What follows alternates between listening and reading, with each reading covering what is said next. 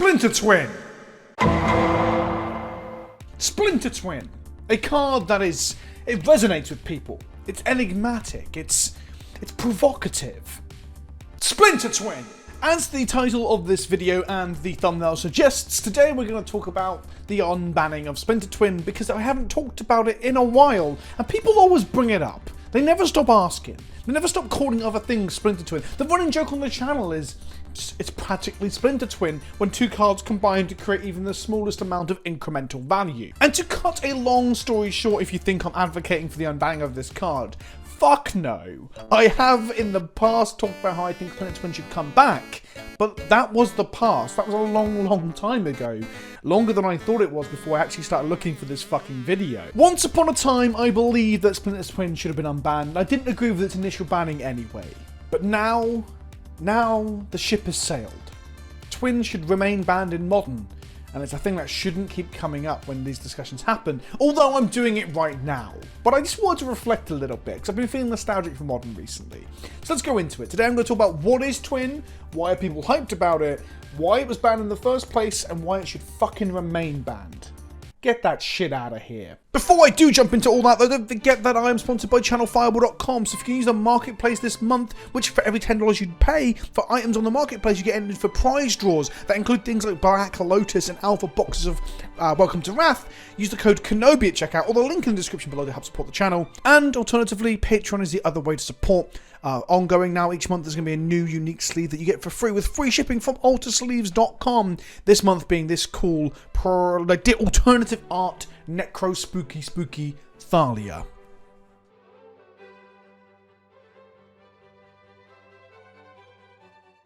Something you might not know is that Splinter Twin was banned over 5.5 years ago. That is insane. 5.5 years. Actually, today, it's 5 years, 7 months, and 26 days to the day that it was banned in the January 18th, 2016 banned and restricted announcement alongside Summer Bloom. And Cloud of Fairies and Pauper too. Do you remember when Wizards cared about Pauper? We live in a weird time, right? Where power creep has transformed formats. Standard legal cards, let alone Modern Horizons stuff, but standard cards that came through like Thrones of Eldraine and Ikoria and so on have transformed the eternal and non-rotating formats like Legacy and Modern. They are absolutely unrecognizable compared to what they were, especially 5 years ago, and that's not all a bad thing. There's some problems with it. There's some stuff I'm going to talk about later in the week or next week around how Legacy is doing right now. But on the whole, transformation and change and progress is not a bad thing, as long as you believe it is progress. But why is Twin the one that gets talked about the most about having it unbanned? I guess it's quite close to maybe Mox Opal for people's hearts. Well, Twin, it resonates with people for a few reasons, I think. First of all, let's talk about what Twin does. This is Splinter Twin. It is a 4-mana enchantment in red from Rise of the Eldrazi. It's an aura, it goes onto a creature, it gives that creature the ability to be tapped, to put a token that's a copy of that creature onto the battlefield, and the token gains haste, and you exile it at the beginning of the next end step. What happens is if you pair that with a Pestamite or a Deceiver Exarch or a few other creatures that have appeared out over the years, it then is able to untap itself or the original copy of itself with an untap clause upon ETB with either of these creatures. That means that you make a Splinter Twin copy of the creature, untap the original, make another one, untap the original, make another one, and so on and so on and so on. And before you know it, Bob's your uncle, Fanny's your aunt, you have infinite creatures and infinite damage in play. And this was a big part of Modern's identity for around 5 years. Half a decade, Twin was one of the best decks. Once they banned out all this shit from the very early days of Modern, Twin became one of the best decks, if not the de facto go-to combo deck of the format. Twin existed in Standard as well, alongside Exarch. It was a deck that people played in Standard and then rotated into Modern with as well when Modern was brought about and conceived. I think this has some of the lasting impact of it. The fact that it was a Standard combo and then into a Modern combo upon its creation as a format means that it stuck with people for a long time and people grew attached to it. It won big events and did very well, and supposedly had a large part of the metagame share, and therefore got banned. More on that in just 1 second. Another reason I think it resonates with people is that it's a fun combo in the sense that A, you win, and winning is fun, but B, it's flashy in its simplicity. Like, sometimes when you're playing against a new player, I've done this when I used to have Twin built.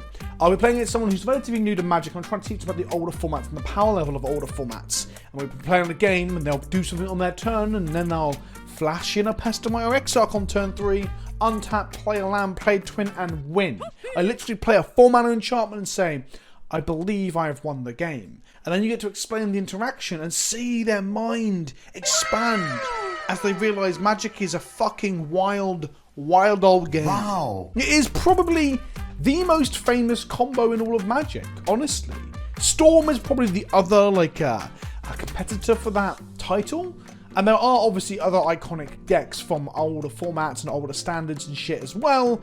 But Twin is like, it's the 2-card combo. It is the 2-card combo. There is a reason that we still today refer to things as a Splinter Twin situation, or that's practically Splinter Twin, whether it be ironic or not. In many ways, this video is kind of a ode to Twin. If I called it an ode to Twin, it probably would have done less well in the algorithm in YouTube than calling it the Should We Unban Twin video. So blame yourselves for not watching the stuff that's not as provocative. Some of you are going to type clickbait in the comments. It's just not true. I guess it is true. I don't know. What is clickbait? What is life? Are we even real? So why was it banned then? Well, there's a little paragraph or two explaining its metagame percentage share, although without any actual figures. It just talks about it doing well at some GPs and some Pro Tours and such. To summarise really is this one line here. In the interest of competitive diversity, Splinter Twin is banned from Modern. So it'd be nice to sort of, neuter its power ever so slightly. In addition to the banning of Summer Bloom, we also had an absolute shocker, something everyone was surprised to see, which is the banning? That's not how you spell. The banning of Splinter Twin. I was actually asleep when the bans were announced, trying to get some lie-in on Saturday, and a friend of mine texted me, waking me up, and I woke up in shock and horror, and my girlfriend was like, what? What's wrong? I went, they've banned Splinter Twin! And she was like, oh, please fucking shut up about Magic and go back to bed.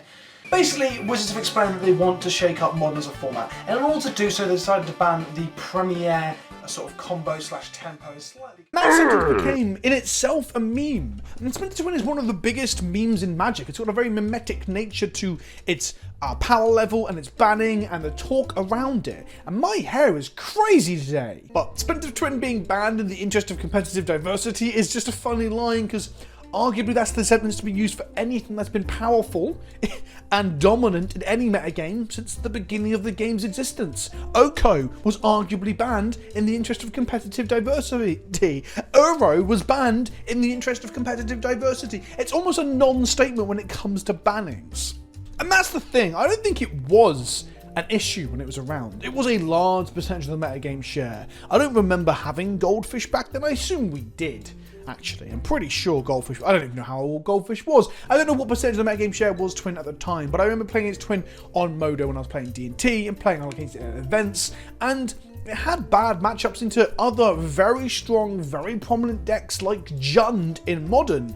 How can a deck be that oppressive when you lose to the fucking fair mid-range deck that's got Abrupt Decay and it's available to it? So Twin was bad into Hand Disruption, Abrupt Decays and Removal Spell .deck. And also I think it had a relatively bad D&T matchup too, because well, things like Thalias and Arbiters really slowed it down, but then even its counter magic and its disruption like Remands and Spell Piercers and such weren't so good when you were viling in Wisps to take the Exarch out to effectively counter the Splinter Twin. So there are decks that I enjoyed playing that were either, in the case of Jund, a dominant deck, or in the case of D&T, a deck that I forced into play all the time, all relatively good against it. So it wasn't the problem that I think people thought it was. If anything, what it did is what it punished other decks that were linear and weren't concerned with interacting with their opponents, and in some ways that kept the format in check. For the longest time I said that Modern was slowed down by, it was improved by the existence of Twin, because it meant that things like Grishel Brand and Burn and other such decks